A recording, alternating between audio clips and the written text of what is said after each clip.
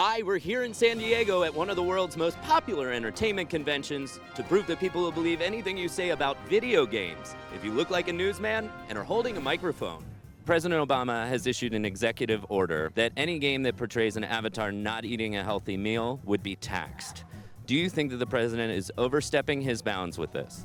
Ooh, that's a tough question. I understand wanting to influence people to be healthier and have that be a goal, but I don't think that it should have been done. If you're going to start doing that, then you're going to start having to do it to TV shows and whatnot. So I think it's kind of ridiculous. Seems like micromanaging people's personal lives. Actually, games do contribute to healthy eating. A recent study suggests that gamers are having more sexual intercourse than ever before.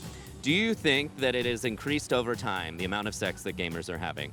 If you enjoy gaming with your partner, I can definitely see a correlation between that and your sex life. I kind of get lost in the game world, so I don't really know. I don't like, I don't know.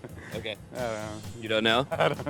When you're in an enclosed environment and with your partner, things happen. Things are heated. What are your thoughts on the president's executive order that all active military personnel be trained in zombie defense techniques? I think it's the right thing to do. I think to train people just for the real thing when it comes. They should be trained. Are there any particular defense techniques in Call of Duty that you think would apply to the actual military? Best way to take them out, headshot. When I play Call of Duty, I always run backwards. Cut their throats, shoot them with a shotgun, take out their brains. Actually, I was in the Navy for 10 years. Oh, wow. I think stealth is your best friend.